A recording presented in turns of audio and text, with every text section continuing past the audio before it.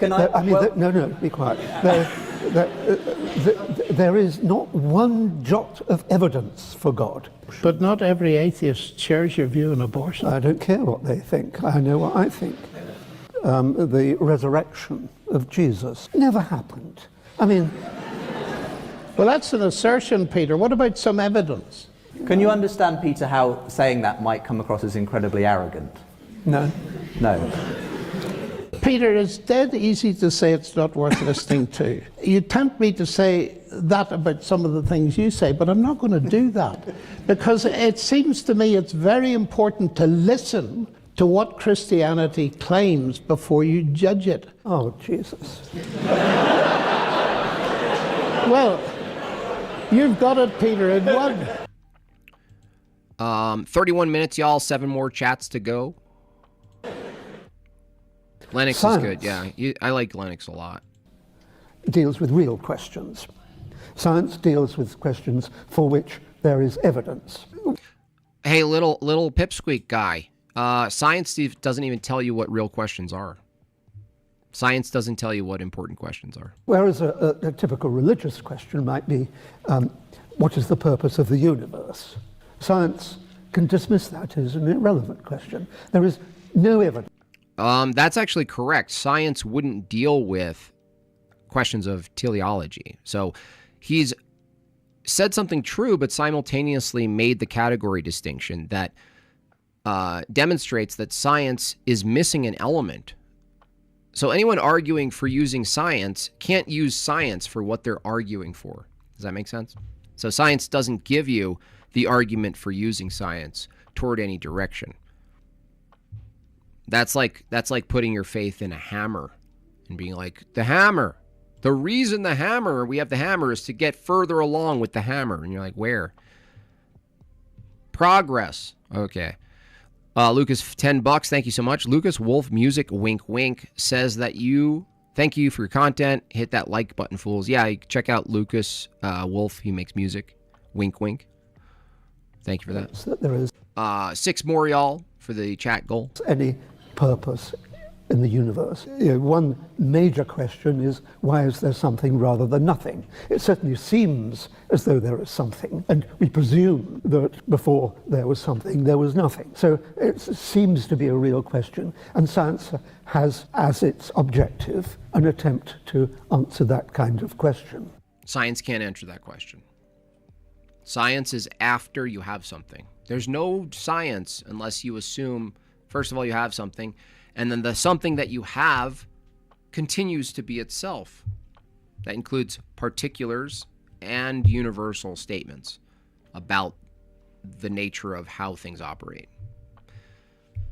So this is like classic problem of induction, and Atkins here is like, well, we'll use science to eventually figure out why, science will give us what's necessary to do science. Well, that's impossible.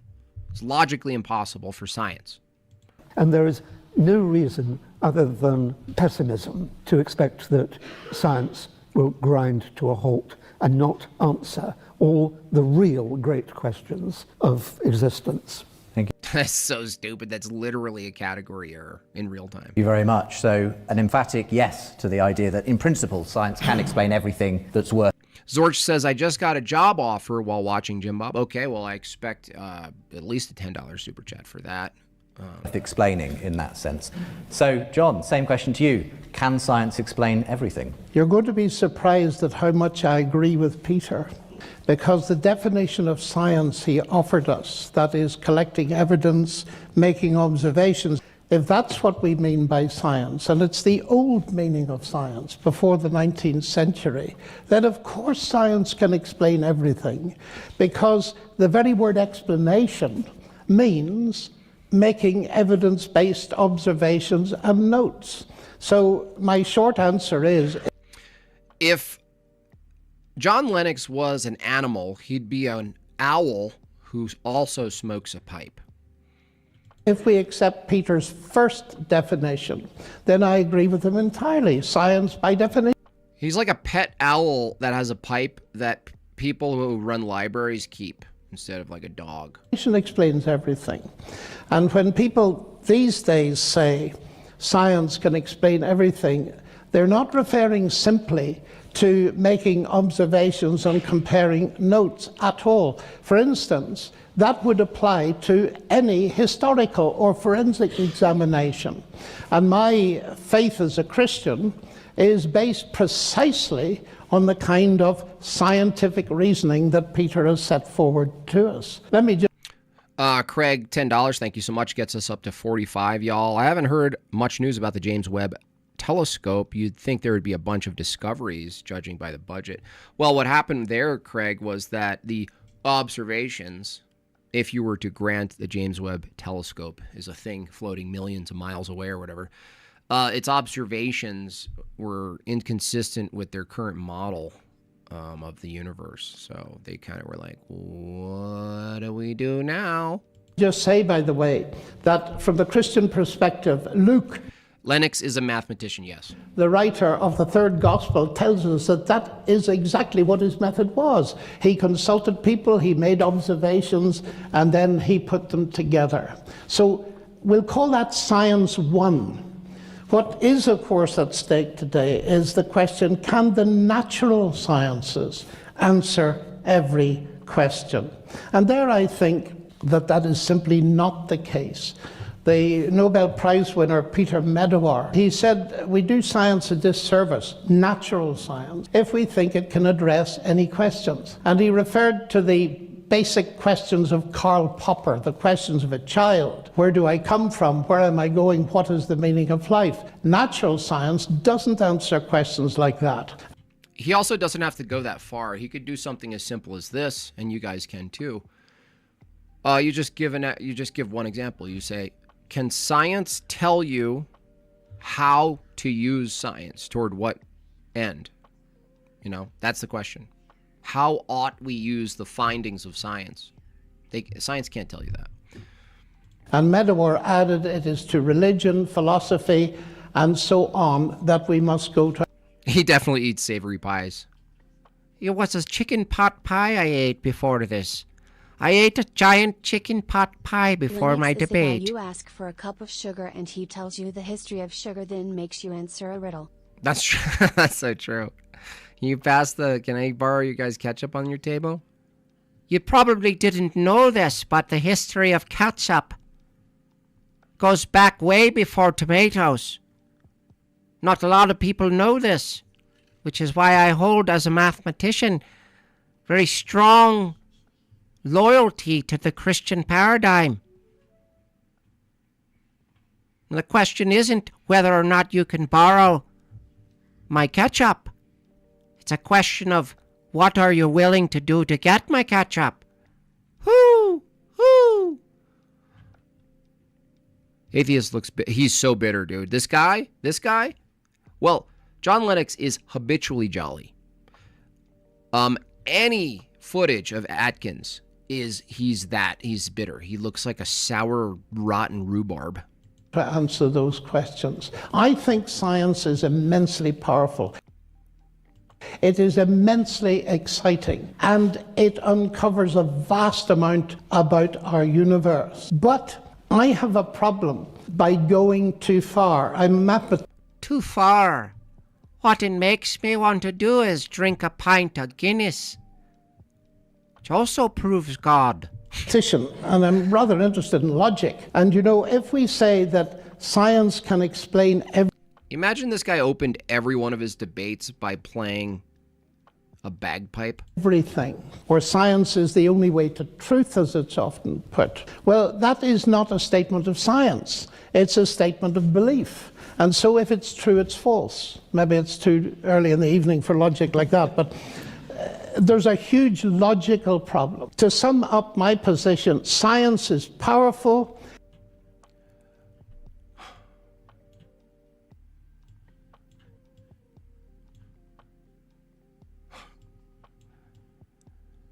Hello, darkness, my old friend.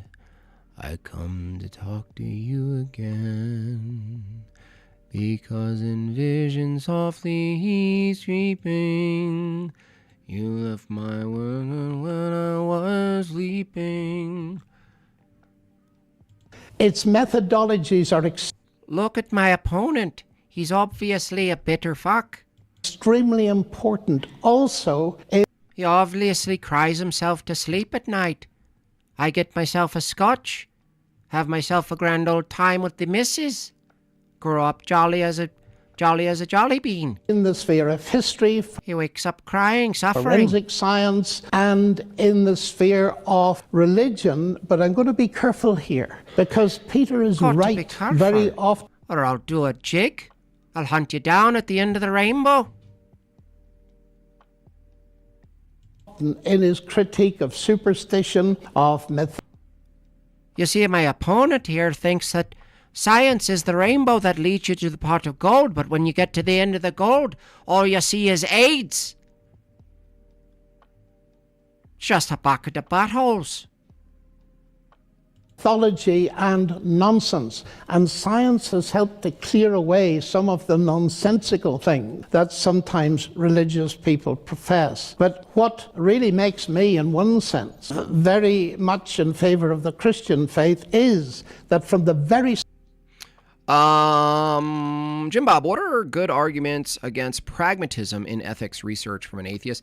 Pragmatism is basically usefulness, but it doesn't tell you what the goals are. So Jeffrey Dahmer could be pragmatic about the way he stores gay human brains in his freezer and how he decides to serve that custard to himself. And he could be very pragmatic about that. But pragmatic only refers to the workability between from point A to point B. It doesn't tell us a judgment about point B. It just tells us how to get to point B. So pragmatism has to do with critical paths. But critical paths don't tell you if the path itself or the reaching of the end goal is good. It doesn't ground it. So that's the problem with pragmatism. It's arbitrary because it's goal-based. Goals are arbitrary. Thank you so much, Gorilla Biscuits. James Webb equals faking a yes. Another $5 there. Got 2 more to go, and we'll hit the goal song. start, it claims to be evidence-based. And the central piece of evidence is, of course, as you probably know, the resurrection of Jesus Christ. So I believe in Peter's methodology. I use it all the time. This may be the phrase of the evening, yes. Yeah. Let's go to what you called the core of your approach, which is the resurrection of Jesus. Never happened. I mean... Well, that's an assertion, Peter. What about some evidence? Well, what about some... Thank you, Gorilla Biscuits. Jortlandia work visa. Evidence Got to start somewhere. It did happen, other than people who are writing Gospels of 80 years later than the event that they purport to be talking about. No, of course it didn't happen. How could it happen? And science, I think, could even go so far as saying it simply could not happen. When you've got a dead body, it's decaying straight away. There's no way that it's going to reconstitute in some way. It's absurd. And I accept that it is the foundation of Christian faith. That doesn't mean to say that it's true. And so let's dismiss that as something that... So let me get this straight. He's rejecting the resurrection of anyone based on natural presuppositions of what's possible and not possible. So he's presupposing his own worldview, which is the thing in question, but he's examining something from his own worldview, which is the thing in question. And so that's interesting, Mr. Atkins. Furthermore, he also believes simultaneously that entire universal categories of animals can slowly branch off into entirely new categories of animals. He believes that. Harrison Parker, $5. Are Bovatars still 50 buckaroos? Bobatars? Yes, yeah. I've got 2 on the queue, but feel free to purchase one. Just make sure to include a reference picture. Harrison. Simply has no evidence whatsoever of any credible Before we nature. dismiss it, let's hear a response from John, because obviously this is an important issue. What counts as evidence and what are the assumptions and indeed, we make? I suppose you would argue that science can cannot explain the resurrection. Well, let's. I wouldn't quite argue that way. I would say that science cannot forbid a resurrection. Because you see, science proceeds on discovering the regularities to which nature works and has done a very impressive job. And the fact that we know that dead bodies don't normally rise, that is a law of nature in that sense, means that we recognize something very special. This guy's so unhappy. I mean, look at the eyeballs. You know what I mean? Not to get too speculative and you know, psychoanalyze them, but look at the eyes, y'all.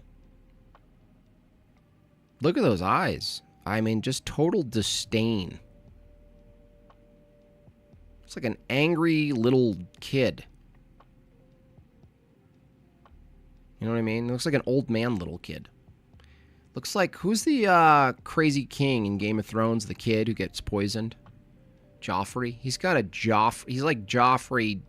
It's like another dimension where Joffrey wasn't poisoned by the midget. You know what I mean? And he just lived a life and he like got into golf, but he still hates everything. Happened, if it did happen. But the point is this. C.S. Lewis long ago told a little analogy. If I stay in a hotel tonight, put £100 in a drawer, and do the same tomorrow night, there are £200 in it. £100. 1 + 1 = 2. If on the third morning I find 50 quid, what do I say? That the laws of arithmetic have been broken or the laws of England? Clearly I say the laws of England have been broken. How do I know? And Jack hits the final fiver. Thank you so much. Action! Go! Go!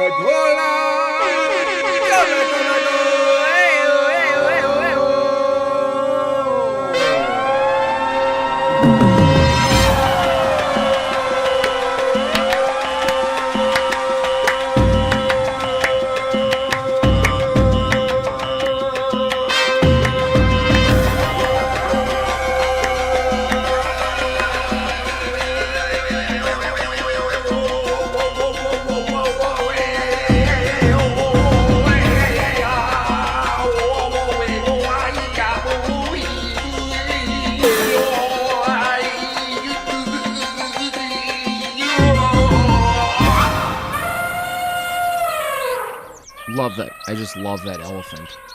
I just love that elephant so much. I'm sorry, little owl, or what were you saying, little owl? Because the laws of arithmetic have not been broken. It's our recognizing of what normally happens that helps us to see an exception. Now, if I were claiming that... He also looks like, who's the guy who got wheelchair bound in Breaking Bad? He looks like him too. The body of Jesus rose from the dead by processes, natural processes going on in the grave 5 minutes before we happened. Yes, that would be wrong. But I'm not claiming that. What Christians claim is that the God that created... What a bunch of unnecessary noise. That's actually kind of true, half true, Wraith. I would argue that at least half of it was necessary and then half of it was unnecessary. The universe and built the regularities Pure into speculation. it is capable... Pure speculation. Wait a minute. No, this You're is not worth listening This to. isn't speculation. You're not worth listening. Well, neener nanner. Say it again, I dare ya. Say it again, I might be 83 years old, but I'll get right off of this chair and kick you in the nuggies. Well, Let's listen and then you respond, Peter. DPH has challenged you to a goal off. He did 40 seconds. Here it is, DPH. Here it is. First streamer to hit a minute. First streamer to hit a minute. That's the winner. 40, 45, 42, 31. What did I get? I think I did more than 4. What did I do? What was that one? Go!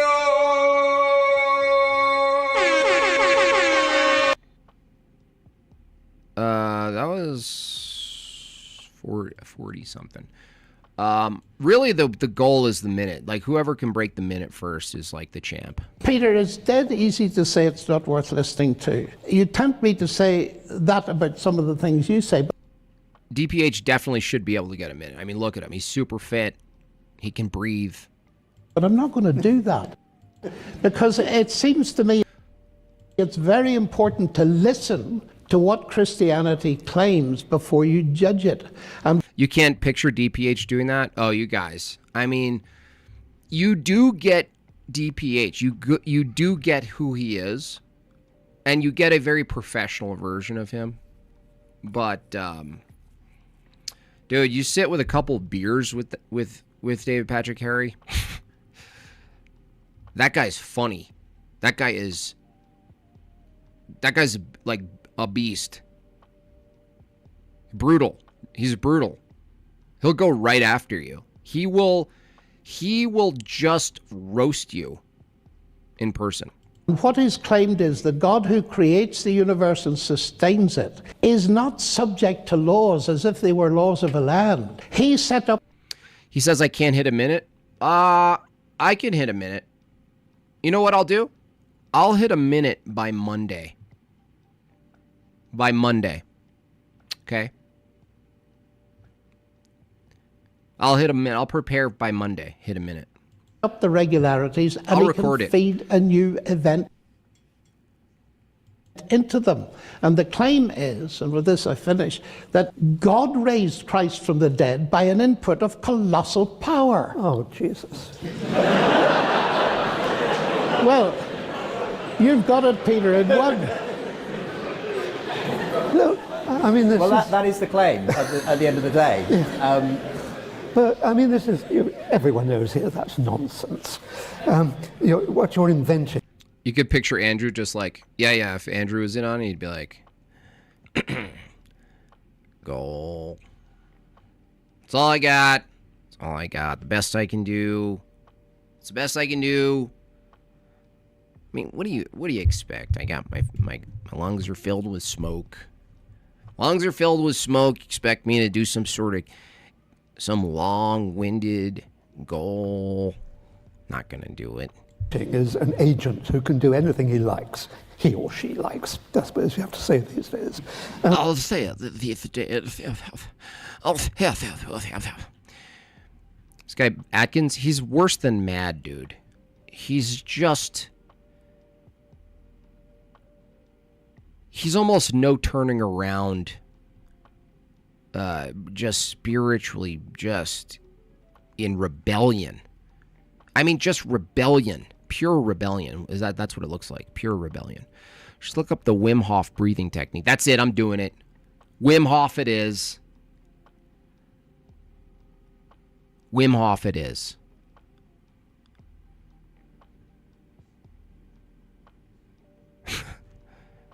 And so you're... I've done horrible things. It is the laziest way of accounting for observations. But the point is, as I sit here and read your books and explaining chemistry and all this kind of thing, I say this is wonderful. This is not contradicting the God explanation, because the God explanation is saying that you, as a chemist, only have a universe to study because God created it in the first place. But he's not competing. In fact, interesting. So mad, dude. The very early It's like you took his gummy bears away. chapters of Genesis. But you said I could eat the gummy bears while I was in the theater. You said that. Daddy said I could eat the gummy bears in the theater. God commanded You take my gummy bears away. You told me I'd get fruit snacks. human beings to name the animals. He starts off taxonomy, which is the basic intellectual discipline. In other words, he said, you go and do science, and you'll find it utterly fascinating. So I think you're arguing at a straw God and not a straw man. You don't know whether God was starting off science. He might have got so bored with his creation that he wanted to amuse them in some Well, who's way. speculating now? Yeah, I am. Yes. Okay. I think any speculation that uses the word God is intellectually corrupt. I mean, But this is absurd. There is no God. Can I- No, be quiet. Tells the moderator to be quiet. There is not one jot of evidence. Zargus. Sorry. Let me check. Zargus. X with an X. Hold on a second. Hold on just a moment. I do not like to miss super chats. You understand me? Do you understand me? I do not miss the super chat. You understand me? What about virtues, quote, and ethics, quote, all being a product of evolution? Well, that presupposes evolution first. In fact, evolution, we debunk virtues and ethics because, Zargus, good question for $7, because evolution, the entailment of evolution would be things like virtues and ethics are mere effects of caused natural phenomenon. So there really even wouldn't be a distinction between virtues or ethics or something that's not ethical or not virtuous. They'd all be a product of physicality under the evolutionary view. In fact, under the evolutionary view, anything that aided to the survival and the dominance of one particular group or species would in itself be would supersede any concept of virtue and ethics anyway. You couldn't argue why is that thing dominating, because evolution, holding that view, already told you why it's dominating, because that's the effect of the nature that it is. It just dominates. That's its nature. So what happens with evolution is everything that you point to that has a type of a nature and a behavior to it doesn't have any willpower. It just has its acting out its pre-coded behaviors. So anything you call virtuous from the evolutionary view, or ethical or unethical, immoral, moral, true, false, guess what?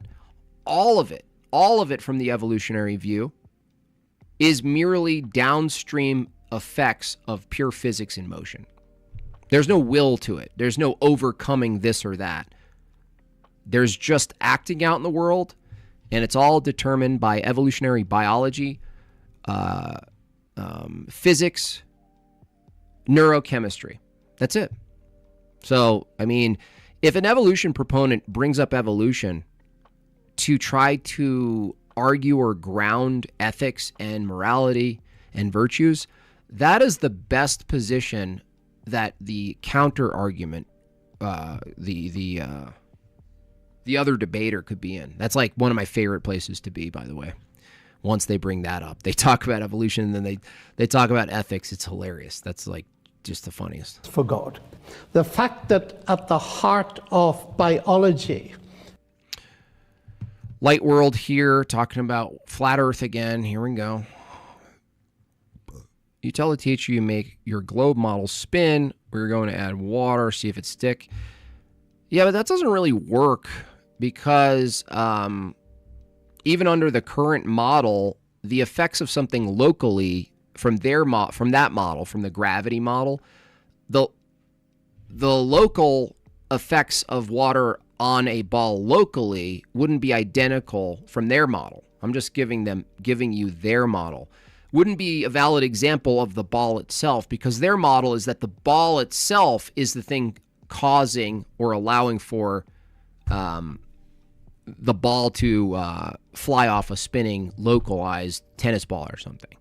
So the problem with that counter is that it's then you trying to extrapolate what we see locally must also apply at the larger level. You can't really make that assumption. Because why? The same reason that you use against some of these pseudoscience people and some of their models is that you don't have access to that scale. You can't do experiments. So you can't use the you don't have an experiment on the current model Scientismos, light world. You can't use that, but then grant yourself the same assumption when you yourself don't have access to that as an experiment. Okay? Nobody has access to the experiment. You can't be like, you don't have an experiment and then say something that you also don't have an experiment for. is the longest word we've ever discovered, the genetic code. Dark says it even cleaner than me. Dark, thank you. It's a dumb experiment because you can't create your own atmosphere. That's the problem. You can't recreate it. Like, you can't reproduce the thing you're trying to prove at that scale. You don't have access. That's why Copernicus was right, light world. Copernicus was right when he, quote, said, paraphrasing, astrophysics, cosmology, like just looking into the heavens, you can't do science. Why? Because Copernicus even knew this, that you can't furnish a viable hypothesis. What does he mean by viable? Viable, he means a hypothesis in which you can introduce and remove the independent variable. You can't do it. You can't do it. Is again consistent that this universe is a word-based universe. In the beginning was the Word. All things were made by him. So this isn't a good debate, by the way. Why? Because it's one positive view versus another positive view. Some of the worst debates that I've ever seen are positive versus positive unless they're structured properly. For instance, there's a debate coming up with Andrew and some smug atheist about Christianity being better for society than any secular model or whatever, on net balance, whatever. See, that's a positive versus positive, but you can, they're in the same category. This positive versus positive aren't in the same category. One category is God.